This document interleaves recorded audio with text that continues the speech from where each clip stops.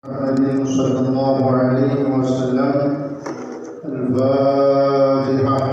أعوذ بالله من الشيطان الرجيم. بسم الله الرحمن الرحيم. الحمد لله رب العالمين الرحمن الرحيم مالك يوم الدين إياك نعبد وإياك نستعين اهدنا الصراط المستقيم صراط الذين أنعمت عليهم غير المغضوب عليهم ولا الضالين آمين. بسم الله الرحمن الرحيم. الحمد لله رب العالمين وبه نستعين على أمور الدنيا والدين والصلاة والسلام على أشرف الأنبياء والمرسلين سيدنا محمد وعلى آله وصحبه أجمعين.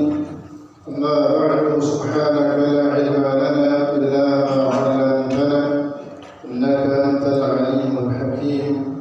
رب اشرح لي صدري ويسر لي أمري واحلل عقدة من لساني يفقهوا قولي وقل رب زدني علما آمين.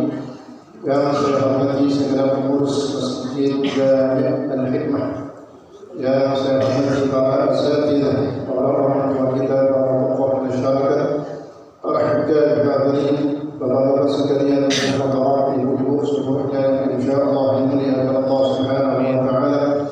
Alhamdulillah wa syukurillah.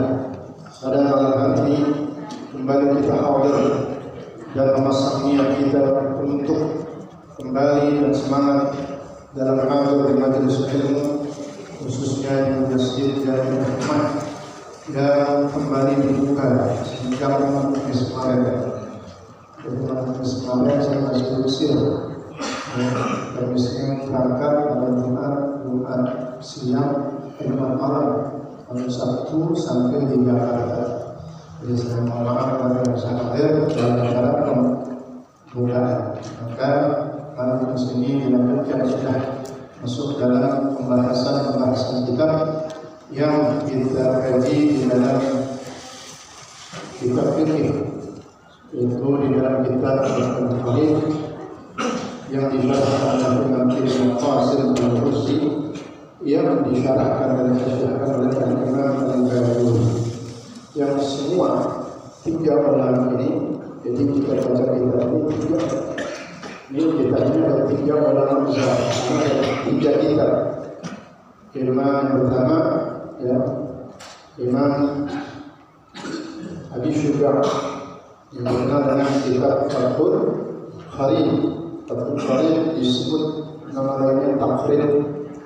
Kalau kita waktu di Kediri pesantren Arab yang sudah selesai sanawiyah, bahkan sudah hafal Alfiyah Ibnu Malik, naik ke kelas 4 itu pelajarannya balaghah, badiah, ayat, mantiq, termasuk ya pelajarannya adalah al-hisab. Habis itu setelah kelas 4 selesai, masuk dalam tingkat musyawirin yang ada dengan orang-orang yang masuk halaqah musyawarah. Jadi kalau naik kelas lagi pakai masjid halaqah. Nah itu ada tiga tingkatan, namanya halaqah Fathul Qarib, disebutkan Taqrib.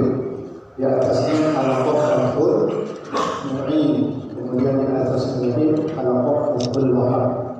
Nah ini Fathul Wahab yang dikarang oleh Imam Syekh Zakaria Al-Ansari yang kuburnya di samping Imam Syafi'i. Kemarin alhamdulillah kami saya berziarah bersama keluarga, begitu juga kepada imam-imam yang lainnya. Mudah-mudahan dari keberkahan buat ilmu kita, ilmu rezeki, harta, sampai untuk ziarah. Karena di Mesir itu paling banyak ulama Syafi'i yang kitabnya dipakai di seluruh alam. Kitabnya kan khusus Mesir, itu ulama keluar Mesir, lahir di Mesir, wafat di Mesir. Ya, termasuk tiga imam. Imam Abi Syuja' kitabnya disyarahkan oleh Imam Ibnu Qasim Al-Rusi. Kemudian Imam Ibnu Qasim syarah kitabnya diluaskan lagi, dikasih sayap, namanya dilebarin, namanya sayap lebarin. Maka maka disebutnya hasyiah. Hasyiah itu penjelasan kita, tapi lebih melebar penjelasannya. Siapa hasyiahnya? Al-Imam Bajuri. Yang ini semua ulama dikumpulkan di antaranya di Mesir. Mudah-mudahan kita bisa tawassul beberapa ulama yang memang pegangan kita. Kita ini hidup kalau bukan pegangan ulama, saya yang bahkan tingkat ulama guru kehormatannya lebih tinggi daripada orang tua. Imam Suyuti yang dikuburkan di Masjid samping terminal dan samping masjid Sayyidah Aisyah. Yang lebih besar. Kita belajar Imam Suyuti mengatakan dalam faedah Al-Khawamis 5 ada 5 urutan sedekah, ada 5 urutan berbuat baik kepada 5 kelompok. Nomor 4 orang tua, yang paling tinggi al-ulama. Kita takdir, hormat, sedekah dan melakukan sesuatu kebaikan kepada para ulama. Karena tadi ulama ini guru yang akan memberikan syafaat bagi kita. Harus kita pahami bahwa kita ngaji bukan asal. Kita ngaji punya guru yang sangat nyambung kepada Rasulullah SAW. Sehingga kalau sangat nyambung, maka bisa dipertanggungjawabkan di hadapan Allah Subhanahu wa Ta'ala. Dan guru-guru kita, dimulai dari Al-Marfal Walid dari Al-Zahid, dan guru-guru kami semua, insya Allah memberikan syafaat buat kita semua. Ketika sempat datang ke kubur mereka, di Yaman, di Hadramaut ataupun di Mesir, tapi kita tetap ngaji kepada guru kita, insya Allah mudah-mudahan menjadi bercabang syafaat ini, dan insya Allah kita mendapatkan syafaat daripada para ulama, salihin, para awliya dan guru-guru kita, insya Allah. Kita lihat lagi. Dalam kitab fikih masih di akhir pembahasan tentang azan dan iqamah. Azan dan iqamah. Bismillahirrahmanirrahim. Qala Syekhul Mu'allif rahimahullah ta'ala bihi wa adama an-naf'a bihi wa bi'ulumihi wa bi ashabihi fi darain amin. Wa qala radiyallahu anhu wa inna ma yushra'u kullun min al-adhan wal iqamah lil maktubah. وأما غيرها فينادى لها الصلاة جامعة إلى آخره. والله تعالى أعلم بالصواب. Hadirin hadirat sekalian, dengan syarah kemudian dengan pelebaran penjelasan dengan hasyiah Imam Bajuri, kita akan lebih jelas memahami apa saja garis besar di dalam masalah adzan dan iqamah. Di mana kadang-kadang, mudah-mudahan jangan dikerjain lagi. Kadang kita dengar dalam sholat fardu udah iqamah, karena udah pada urusan satu, imam maju ke tempatnya, salat al-awwal dipenuhi. Kemudian udah iqamah, dia sholat fardu ain yang 5 waktu. Sebelum masuk dalam takbiratul ihram, imam pakai takbir as-salatu jamaah. Itu bagaimana? Apakah masih disunahkan dan dibolehkan? Dan apakah tempatnya di situ?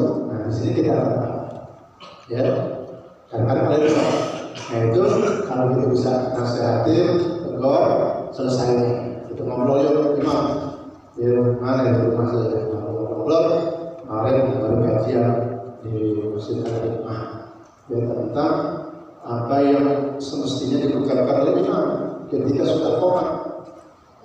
Terus panjang lebar, ujung-ujungnya jadi as-shalatu jami'ah tidak disyariatkan lagi untuk sholat fardu. Dia nanti disyariatkan untuk sholat sunnah. Yusallu tuf'al jamaah, yang disunnahkan sholat sunnah ini dikerjain berjamaah. Idul Fitri, Idul Adha, sholat tarawih, sholat witir Ramadan. Jenazah tidak beda. Jenazah beda. Sholat sunnah apa lagi? Gerhana bulan, gerhana matahari. Adapun sholat jenazah